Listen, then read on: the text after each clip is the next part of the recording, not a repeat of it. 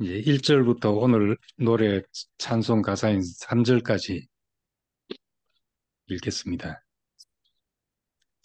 주 여호와의 영이 내게 내리셨으니 이는 여호와께서 내게 기름을 부으사 가난한 자에게 아름다운 소식을 전하게 하려 하심이라. 나를 보내사 마음이 상한 자를 고치며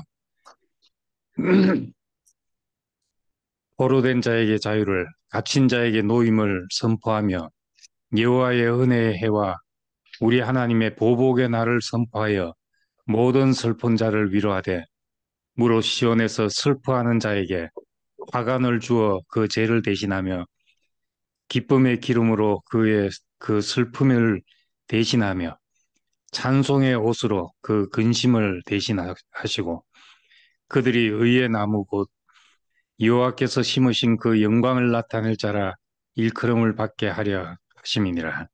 예, 아멘. 11절까지 끝까지 이제 읽으면 좋겠는데 다 읽어보셨을 테니까 3절까지만 읽었습니다.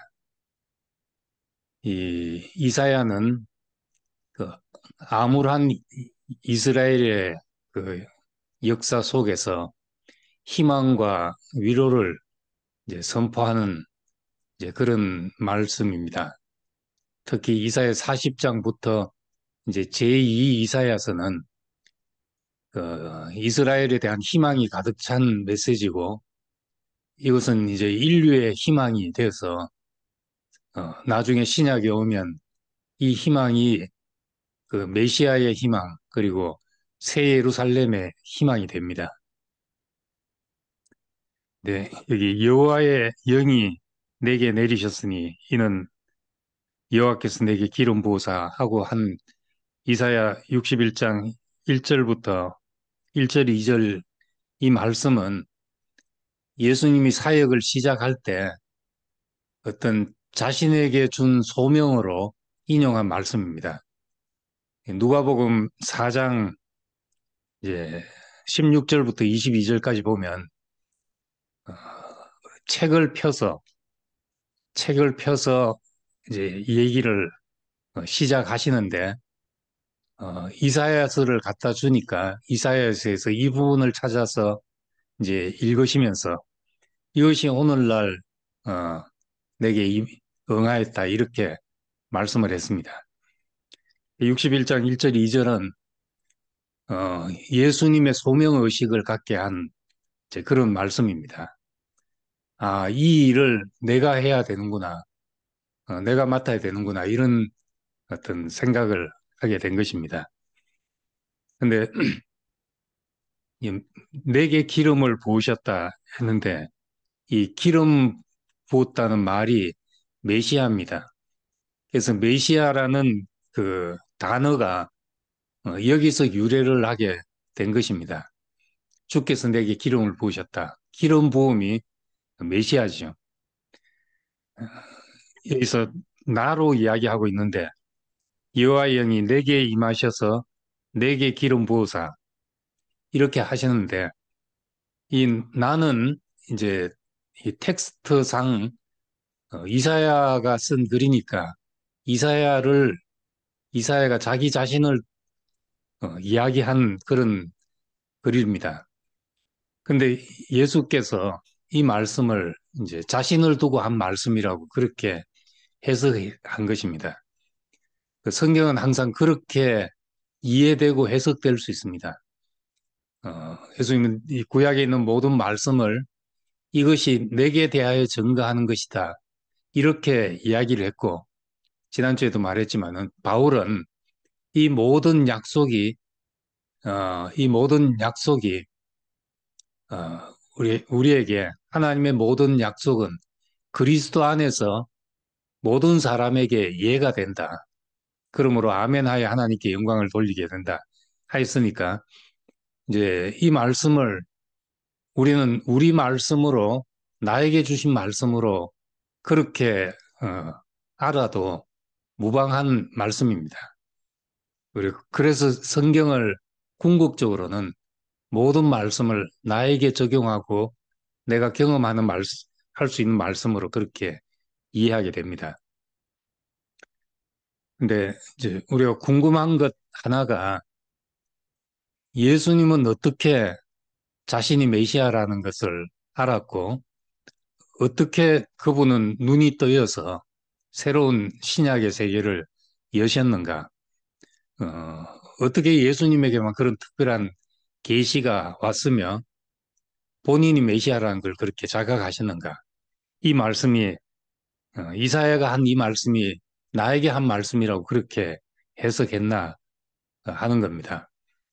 예수는 언제부터 그랬을까 하는 건데 보수적인 사람들은 보수적으로 성경을 이해하고 그대로 해석한 사람은 예수님은 하나님이시니까 하늘로부터 왔으니까 그건 처음부터 그분은 메시아로서 오신 것이다. 이제 이렇게 생각을 합니다. 그러면 이제 뭐 그렇게 생각해도 좋지만은 그렇다면 이제 그것이 우리에게 일어나는 일은 이제 불가능한 일이죠. 단지 예수라는 어떤 특별한 분이 계셔서 우리가 그분에게 혜택 받는 건 되지만은 그분에게 일어난 모든 일이 우리에게도 일어날 수 있다는 소망을 가질 수가 없습니다. 그래서 좀 이제 진보적인 사람들은 그 성경을 이해할 때 예수님의 메시아로서의 소명의식, 그것이 이제 침례를 받을 때 그때 하늘이 열리고 성령이 비둘기 같이 임하고 이는 내 사랑하는 아들이요 내 기뻐하는 자라 이런 말씀이 들렸다는 그 침례 받을 때 상황을 짧게 묘사하지만은 이제 그 상황이 예수님이 메시아로서 어, 자신의 소명을 자각하고 자기 인생을 그렇게 드리기로 이제 헌신하고 하는 일이 일어난 사건으로 봅니다. 그래서 이제 어떤 구도자들은 뭐 어떻게 열심히 이제 구도를 하고 하다가 어느 순간에 이제 깨달음이 왔다. 그러기도 하고 또 우리는 이래 어떤 인생의 과정을 거쳐서 어, 내가 허물어지고 나서 이렇게 나는 알아졌다. 이런 감정들이 있지만은 그 성경에 보면은 우리가 간과할 수 없는 중요한 한 가지가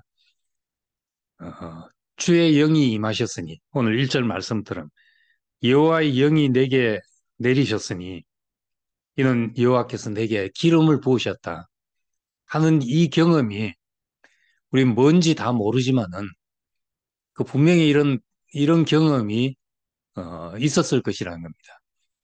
예수님에게는 이렇게 뭐 요즘 말로 그분이 오셨다 하는 이제 그런 식으로 뭔가 자기에게 뭐 공부를 해서 알았다든지 뭔가 열심히 어떤 수양을 하다가 깨달았든지 이런 것이 아니고 그 성경에는 그 영이 임해서 우리가 호련히 변화되는 이런 경험이 분명히 있습니다. 그래서 이것이 이제 예수에게서 나타나고 그 다음에 사도행전에 보면 사도행전도 오순절 날 다락방에서 저희가 모여서 기도하는데 호련히 불의 갈라짐 같은 것이 자기들에게 임해가지고 갑자기 사람들이 막 방언을 하고 그렇게 하게 됐다는 겁니다. 그것이 지금 방언처럼 막 못 알아듣는 샬라샬라 하는 그런 방언이 아니라 많은 지역에서 사람들이 모였는데 서로 다른 언어를 쓰는데 모든 사람이 알아듣는 이런 방언을 했다는 것이죠. 그것이 그것으로 말미암아 이제 사도행전 교회가 탄생이 됐습니다. 그러니까 어쨌든 하나님의 영이 임했다. 이것이 우리의 변화에 굉장히 중요한 요소로 이게 어떤 과정인지 다 설명할 수 없지만 어, 그런 것이 있다는 것을 우리 인정하지 않을 수가 없습니다. 그리고 이제 예수님의 말씀을 보면 영이라는 말이 어렵잖아요. 어려운데 예수님은 내가 너희에게 이런 말이 영이요 생명이다. 이렇게 말씀했으니까 우리는 예수님처럼 그렇게 막 호련히 성령이 비둘기처럼 임한다든지 또 사도행전에서처럼 불이 혀가 갈라지는 것처럼 불이 우리한테 불덩어리가 임해가지고 막 뜨거운 변화가 일어난다든지 이런 것이 다 그런 방식으로 체험되지 않더라도 하나님의 말씀이 우리에게 오면은 그 말이 우리 영이 되고 우리 생명이 되는 겁니다. 그러니까 어떤 모양으로든 우리가 하나님의 사람으로 눈이 떠지고 하나님의 일을 하게 된다는 것은 여호와의 영이 임하시고 내게 기름 부으셨다. 우리 이렇게 고백하게 되죠.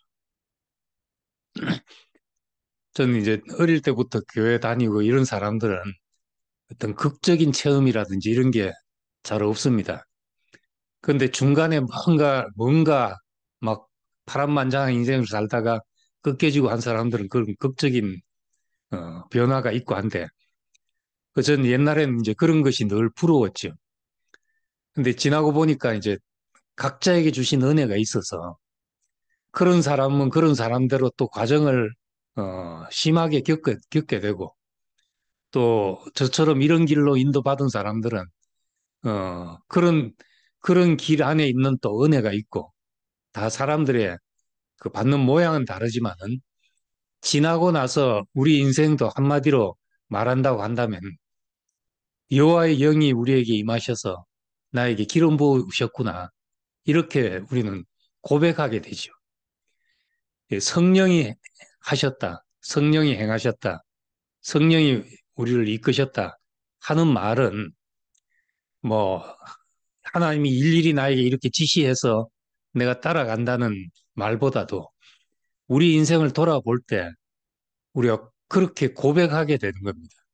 우리의 고백으로서 어, 하나님이 하셨다. 예수가 하셨다. 이 말보다 오늘 우리 시대는 성령께서 그렇게 하셨고 인도하셨구나.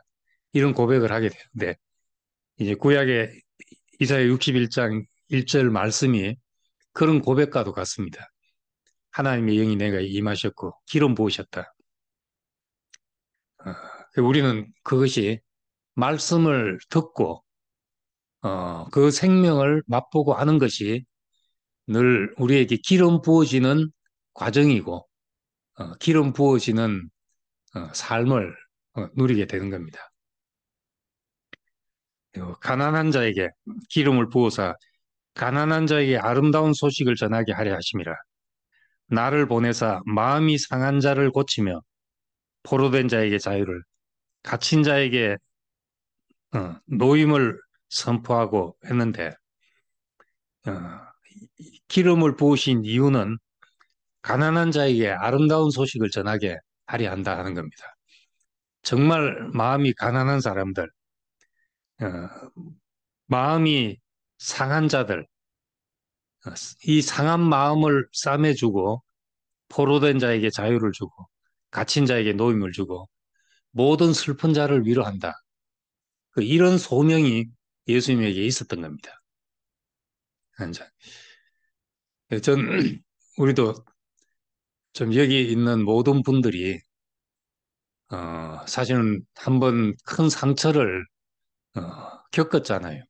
저도 그렇고 여기 있는 사람들 상처를 겪고 또 뭔가 매여 있던 데서 놓여나기도 했고 놓여놨지만 어떻게 살아야 가야 될지가 막막하고 상처가 있는데 이 상처가 어떻게 아물지 우리도 다 모르고 이런 상황에서 어, 제가 이제 유튜브를 시작하면서 뭐가 제일 필요한가? 이 상한 마음을 싸매주고 우리가 갇힌 데서 해방되고 슬픔이 위로되는 그게 뭔가? 이제 그래서 붙인 제목이 따뜻한 성경 이야기라고 붙였는데 이제 말하고 싶은 것은 모든 상황을 우리가 따뜻하게 이해해 보는 겁니다. 따뜻한 눈으로, 따뜻한 마음으로 그 사람의 입장에서 그리고 또 하나님이 보시는 그 시각을 우리에게 비춰줘서 참 이 상한 마음이 싸매지고 포로된 자유와 노임을 받았지만 우리가 그 자유가 어디로 향해야 될지를 알게 되고 슬픔이 위로되고 이런 것이 지금 오늘 우리에게도 필요한 일이고 누군가는 또 이 짐을 지고 이 기름 부음을 받아서 이 일을 해야 되는 거죠.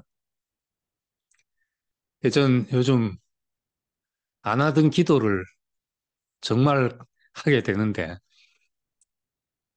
참 여기 모인 사람들, 이 사람들이 참 하나님의 백성, 이 하나님의 백성을 이 하나님의 백성이 하나님 앞으로 인도되기를 원합니다 하는 그런 간절한 바람이 있습니다. 어, 내가 어떻게 방향을 설정하고 이리로 가자 저리로 가자 이럴 수 있는 것도 아니고 나도 다 모르지만은 그 하나님의 백성 어, 마음이 상하고 포로되었고 그 슬픔이 있는 이 땅 아래서 땅에서 있는 이 백성들에게 참 이런 소명을 가진 분들이 나타나서 이런 것들이 치유되는 그런 과정들이 생기고 진짜 하나님의 백성이 하나님 앞으로 돌려지는 이제 그런 날이 오기를 간절히 소망하는 마음이 생기더라고요. 그래서 이 1절, 2절 말씀 보면서 예수님 그 마음을 다 모르지만 그 위로부터 무슨 소명을 받았다 이렇게도 할 수 있지만 땅에 있는 이 백성을 볼 때 이 마음이 생겼다고도 할 수 있죠. 자기가 맞닥뜨리는 사람마다 상한 마음이 만져지고 이 사람들이 포로되어 있구나, 갇혀 있구나 하는 것이 알아지고 가는 곳마다 슬픔이 있는 이런 자리에서 이 이사야가 한 말이 예수에게 자기에게 하신 말로, 자기를 부르신 말로 들렸을 것이라는 생각을 하게 됩니다. 우리도 다 지금 치유와 재활이 필요한 사람들인데 하나님의 말씀이 다 그렇게 어떤 모든 슬픈 자를 위로하는 말씀이 되기를 바랍니다. 2절에는 여호와의 은혜의 해와 우리 하나님의 보복의 날을 선포하여 모든 슬픈 자를 위로하되 이렇게 했습니다. 은혜의 해 이것은 구약으로 돌아가서 보면은 어, 구약에 나오는 그 희년의 선포와 희년의 선포가 연상이 됩니다. 모든 빛을 50년이 되어서 모든 빛을 탕감해주고 우리가 팔아먹었던 기업을 다시 되찾고 하는 그 희년의 선포 이것이 이제 은혜의 해와 겹쳐지게 되고 이제 뒤로 본다면은 예수님이 오신 그 해가 우리에게는 이제 은혜의 해인 거죠. 근데 잠깐 또 화면을 하나 공유해서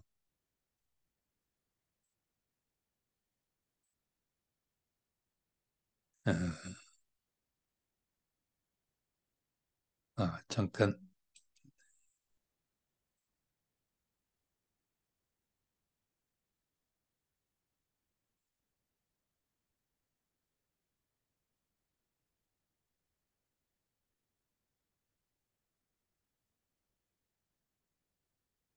음,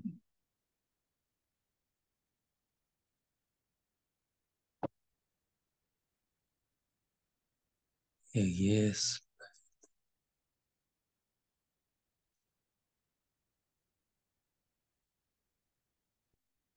예.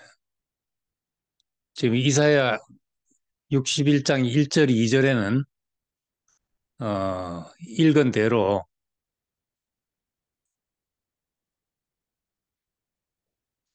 여호와의 지금 이사야 61장 1절 2절과 그다음 누가복음 14장 16절에서 20절까지 지금 이 화면에 다 보입니까? 어, 틀린 그림 찾기 하는 식으로 틀린 그 찾기를 한번 해보겠습니다. 지금 이사야 61장에는 2절 쭉 갔습니다. 주의 영이 내게 내리셨으니 이는 여호와께서 내게 기름을 부어사 가난한 자에게 아름다운 소식을 전하게 하려 함이라. 나를 보내사 마음이 상한 자를 고치며 포로된 자에게 자유를, 갇힌 자에게 노임을 선포하며 여호와의 은혜의 해와 우리 하나님의 보복의 날을 어, 선포하되 모든 슬픈 자를 위로하되 이렇게 되어 있습니다. 근데 누가복음 누가복음 4장에는 18절부터 주의 성령이 내게 임하셨으니 하고 이 18절이 1절하고 똑같고 그 다음 19절에 보면 주의 은혜의 해를 전파하게 하심이라 하였더라 하고 끝이 났습니다. 구약 성경을 이사야서를 펴서 읽었는데 여기서 무엇이 빠졌습니까?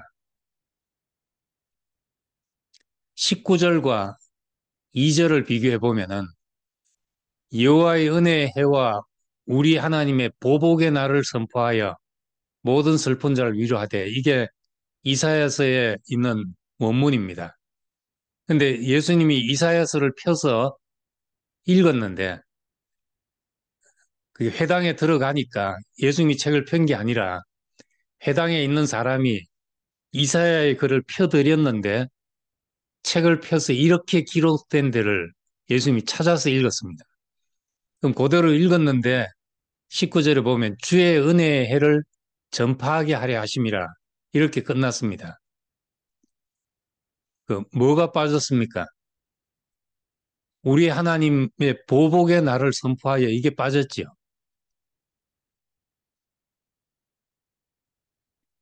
이것이 이제 우리가 읽으면서 주목할 것은 이 구약에 있는 말을 그대로 하시지 않고 예수님이 은혜의 해와 보복의 날을 선포한다 했는데 은혜의 해를 선포한다는 말만 하시고 지나가셨다는 걸 볼 수 있습니다. 그냥 외워서 하신 거면 빼먹을 수도 있는데 책을 펴서 읽었는데 그 대목은 그냥 지나가신 것이죠. 이걸 일요일 날 전주에 한 요한복음 3장하고 비교해보면 요한복음 3장에 하나님이 그 아들을 세상에 보내신 것은 요한복음 3장 17절에 그렇게 되어 있습니다. 16절에 하나님이 세상을 이처럼 사랑하사 독생자를 주셨으니 하는 말씀이 있고 17절에 하나님이 그 아들을 세상에 보내신 것은 심판하려 하심이 아니요 그로 말미암아 세상이 구원을 받게 하려 하심이라. 그렇게 말씀하시고 심판은 이 구원을 받아들이지 않는 것이 심판이라고. 따로 심판이 있는 것이 아니라 좋은 것을 줬는데 그 좋은 것이 복으로 보이지 않는 것이 그것이 이제 심판받는 것이죠. 예수님과 세례 요한과도 비교를 했지만은 세례 요한은 계속해서 한 가지 특징은 하나님의 심판을 강조한 선지자였다면은 예수님은 이 이사야 61장에 하나님의 은혜의 해를 강조한 분이다. 그것이 다르죠. 우리는 누구를 심판할 수도 있고 정죄할 수도 있습니다. 내가 가진 판단과 잣대를 가지고. 그런데 예수님은 그 두 개가 다 있음에도 불구하고 내 길은 하나님의 은혜의 해를 선포하는 것이다. 그렇게 선언하신 것과 같죠. 우리는 이제 누구에게 은혜 베풀 수도 있고 또 뭐 칼을 들고 싸울 수도 있는 일이지만 내 인생에 허락된 일은 하나님의 은혜를 선포하는 일이다. 예수님이 그렇게 하셨다는 겁니다. 그러니까 우리도 마찬가지로 우리 이게 은혜를 선포하는 것, 희년, 빛을 탕감하는 것 이것이 우리 몫이라고 생각하면 나머지는 그 은혜에 동참 못하는 것이 심판이니까 내가 애써 할 일이 전혀 아니라는 겁니다. 예, 은혜의 해, 이것이 어떻게 선포되는가? 그 희년으로 생각하면 빛을 다 갚아주는 것이잖아요. 예, 빛을 탕감해 주는 것인데 빛을 탕감해 주자면 이제 탕감할 만한 넉넉한 은혜가 있어야 되는 것이죠. 예, 그래서 이것이 뒤로 가면은 누군가 값을 지불하기 때문에 우리가 빛을 갚게 된다 하는 어, 생각으로 발전하게 된 것입니다. 어, 희년은 그냥 무조건 다 원점으로 되돌리는 탕감이지만은 그 원점으로 되돌리고 싶은 사람, 우리가 가진 그 채무자는 그렇지만 채권자는 원점으로 되돌리고 싶은 사람이 어디 있겠습니까? 근데 모든 사람이 이 은혜를 누리자면 누군가 자기 죽음의 값을 지불함으로써 이 은혜의 해가 선포되는 거죠. 예, 성경에 이런 은혜의 해가 있다 하는 것 말하는 것은 우리가 다 할 수 있지만 예, 우리를 통해서 은혜의 해가 선포되자면 그 값을 짊어져야 되는 것이니까 우리가 죽음의 값을 지불함으로써 우리를 통해서 은혜의 해가 선포된다는 겁니다. 그래서 여호와의 영이 내게 임하셨다. 기름 부으셨다. 이건 뭔가 뭐 크게 내가 뭘 소유하고 가지고 하는 것이 아니라 내가 죽음의 값을 치러야 되는구나 하는 자각을 갖게 하는 일과도 같은 겁니다. 그래서 예, 특히 이제 뭔가를 깨닫고 갑자기 눈이 밝아지고 뭘 알았다 할 때 그때 이제 그 빛을 보고 깨닫는 거하고 죽음의 값을 지불한 거하고는 또 다른 문제인 거죠. 예, 그때 죽음의 값을 지불한 것이 없으면 빛을 본 것이 또 누구에겐가 정죄의 화살이 되고 가르치려고 들고 판단하는 것이 되어버리고 이렇게 되어버린다는 겁니다. 예, 그러니까 예수님의 이 메시아로서의 소명, 그것은 하나님이 내게 영이 임하셔서 내가 이런 사람이야 하는 것이 아니라 이제 내가 이 슬픈 자를 위로하기 위해서 죽음의 값을 지불해야 되는구나 하는 자각과도 같은 것입니다. 그러고 나서 이제 3절에 우리 찬송가, 우리 복음성가에 미의 자매는 처음 듣는 노래다 했는데 대구교회밖에 다닌 적이 없는 분들은 처음 듣는 노래일 수 있고 뭐 복음성가라도 좀 듣고 한 분들은 유명한 노래 중에 하나입니다. 오래된 노래고 이 이사야 61장 3절 한 절만 해도 우리가 노래로 불러도 그냥 힘이 나는 그런 가사죠. 우리 인생에 죄를 덮어 써야 뒤집어 써야 될 상황, 이런 상황들이 뭐 돌아보면 널려 있고 앞으로도 또 있을 것이고 죄를 뒤집어 쓴다는 것은 그 애통함을 표현할 때 그렇게 합니다. 큰 슬픔이 닥쳤을 때 정말 마음의 애통함을 하나님 앞에 표현할 때 금식하며 죄를 뒤집어 쓰고 그렇게 한다고 했습니다. 근데 그럴 상황을 다 화관을 씌우겠다. 꽃관을 씌우는 것으로 바꾸겠다. 어, 아름다움으로 그 사람을 덮게 하겠다. 그렇게 말씀하셨고 슬픔 대신 기쁨의 기름으로 아론의 머리에 부은 기름이 그 옥깃의 흐름 같고 헐몬의 이슬이 시온에 흘러내린 같이 그렇게 슬픔이 이마에서부터 얼굴 전체에 드리워져 있는 그런 사람에게 기쁨의 기름이 덮을 것이다. 이런 거예요. 이번에도 어디 가서 친구들 만났는데 그중에 한 명 얼굴이 번지르한 사람이 있어요. 얼굴이 그 뭐 화장품을 진하게 바르나 했더니만 유전적으로 그렇다네요. 기름기가 많아가지고 이 얼굴을 그 땀이 나면 이제 땀이 기름져 가지고 기름으로 닦아야 되고 화장품을 전혀 안 바른다고 해요. 하도 이제 기름기가 넘쳐서 그 머리에 기름기가 좀 많은 사람은 봤지만은 그 얼굴에 기름기가 그렇게 유전적으로 흐르는 사람은 못 봤는데 예, 그 표정이 보면 항상 뭐 넉넉해 보이고 밝아 보이고 기름진 것이 저런 것이구나 하고 느꼈습니다. 전 늘 좀 크림을 두껍게 발라야 겨우 초췌하다는 얘기를 안 들을 정도로 그런데 예, 이 슬픔 대신에 기쁨의 기름이 그 사람에게 발라져 있다 하는 것이 얼마나 이제 그 축복 그림으로 그려본다면 축복된 모습인지 모르죠. 근심 대신 찬송의 옷을 입는다. 여기서도 왜 옷을 입는다고 했는가 하면은 근심이 가득 찼을 때 베옷을 입고 근심이 있을 때 그 베옷을 입거든요. 그 삼베옷을 입고 어, 근, 근심과 슬픔을 표현하는 그 대신에 찬송으로 옷을 입는다 하는 겁니다.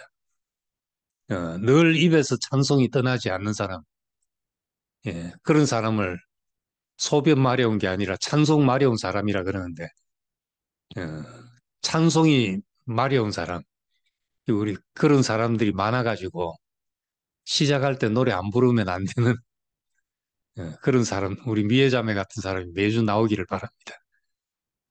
근데 이렇게 해서 우리가 얼굴에 머리에 재 대신 화관을 쓰고 얼굴에 슬픔 대신 기쁨의 기름이 흐르고 몸에 근심의 베옷 대신에 찬송의 옷을 입은 이런 사람이 될 때 그들이 의의 나무 곧 여호와께서 심으신 영광을 나타낼 자라 일컬음을 받게 하려 하십니다. 여호와께서 심으신 그 영광을 나타낼 의의 나무라고 일컬어지게 될 것이다 하는 겁니다. 이 얼마나 축복된 말입니까? 우리를 보고 하나님이 그 영광을 나타내기 위해서 심으신 의의 나무구나.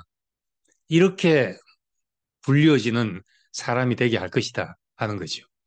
그렇게 하기 위해서 우리의 머리에 덮으신 죄를 화관으로 바꾸고 얼굴에 슬픔 대신에 기쁨의 기름이 흐르게 하고 삼배 옷을 입고 있는 것을 벗기시고 찬송의 옷을 입히신다. 지난 이것이 이제 우리에게 주신 약속인데 우리는 이제 늘 구체적으로 어떻게 이런 것이 우리에게 가능한가 이렇게까지 늘 생각을 해봐야 되지. 어떻게 이것이 우리에게 오는가?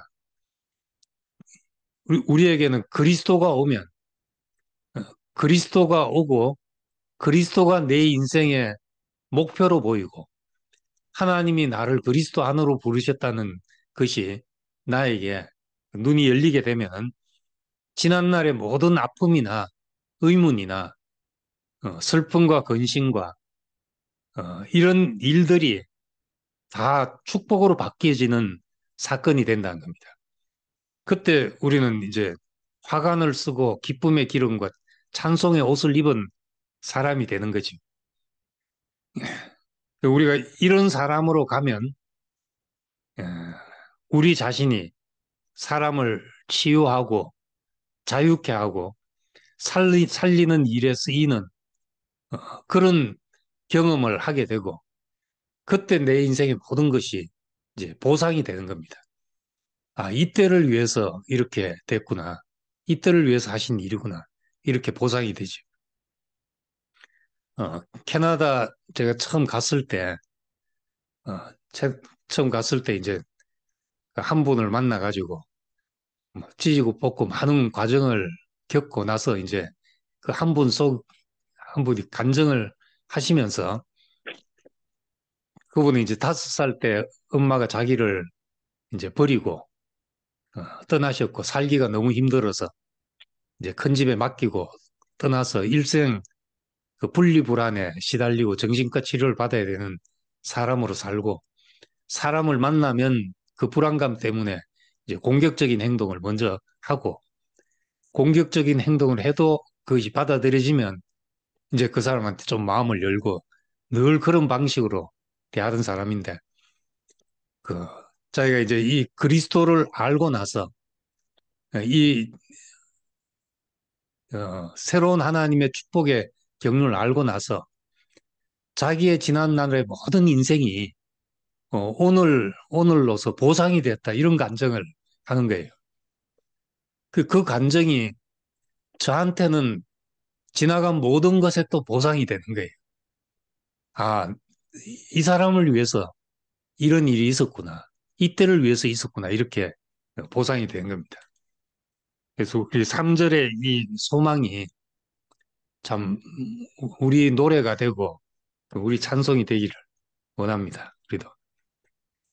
그리고 시간이 많이 가는데 4절부터 9절은 이제 메시아 시대의 그 회복, 그리스도가 오면, 기름 부음이 오면 우리가 어떻게 회복될 것인가. 4절은 오래 황폐했던 곳을 다시 쌓을 것이며 옛부터 무너진 곳을 다시 일으킬 것이며, 이렇게 했습니다. 땅이 회복된다는 말입니다.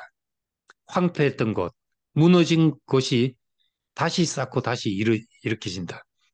이 땅이란 것은 우리의 토대잖아요. 허물어졌던 우리의 토대가 다시 세워질 것이다. 그리스도가 오면 그리스도가 우리에게 진동치 않는 터전이 되고 나라가 될 것이다 하는 약속입니다. 그다음 6절에는 여호와의 제사장이라 일컬음을 받을 것이라. 사람들이 너를 하나님의 봉사자라 할 것이며, 이거 다 이제 두 번씩 같은 내용을 다른 표현으로 반복하면서 동의 반복을 하고 있습니다. 예, 우리가 하나님의 제사장으로 이 세상 앞에 일컬어지게 될 것이라는 겁니다. 하나님의 봉사자로. 그러니까 우리를 보고 저 사람을 보니까 하나님이 이런 분이구나, 이렇게 알게 하는 것이 제사장의 직무입니다. 그것이 하나님의 형상으로 우리를 지었다는 말이죠. 하나님의 형상으로 지어서 이 세상 앞에 우리를 세우신 것은 우리를 여호와의 제사장이 되게 하려고 하신다. 그것을 위해서 그 앞에 보면은 외인이 와서 너희 양떼를 칠 것이며 이방 사람들은 너희의 농부와 포도원 지기가 될 것이라. 이거는 우리가 우리 생존을 위해서 애쓰고 힘쓸 것이 아니고, 우리는 인생의 직무, 여호와의 제사장의 직무를 하면은 성경 예수님의 표현대로 이 모든 것을 너희에게 더할 것이다. 너희는 먼저 그의 나라와 그의 의를 구하라. 그래야 이 모든 것을 너희에게 더할 것이다. 이렇게 말한 것 같습니다. 그러니까 내가 물질과 어떤 세상의 필요를 쫓아갈 사람이 아니고, 내가 하나님의 부르심의 목표를 쫓아가면 다른 것이 우리를 따라오게 해야 되는 것이, 이것이 이제 사람의 올바른 위치죠. 그리고 8절에는 무릇 나 여호와는 정의를 사랑하며 불의의 강탈을 미워하며 성실히 그들에게 갚아주고 그들과 영원한 언약을 맺을 것이다. 이 말은 의가 회복될 것이다.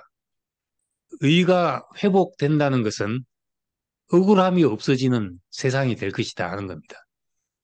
우리가 어떻게 억울함이 없어지겠습니까? 어, 집을 팔고 나니까 부동산 값이 오르더라. 주식을 사고 나니까 떨어지더라. 이 세상에 이제 억울함은 도처에 널려져 있죠. 근데 이 억울함이 없어지는 것도 모든 일이 우리를 그리스도 안으로 이끈 것이 된다면, 그때 우리의 억울함이 사라지게 되는 겁니다.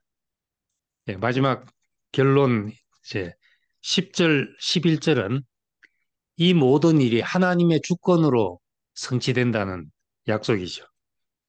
10절에 보면 내가 여호와로 말미암아 크게 기뻐하며 내 영혼이 나의 하나님으로 말미암아 즐거워하리니 이는 그가 구원의 옷을 내게 입히시며 공의의 겉옷을 내게 더하심이라. 그러니까 이 모든 일을 우리가 이렇게 하려고 애쓴다는 것이 아니라 하나님이 이 일을 준비하시고 행하신다는 말이죠.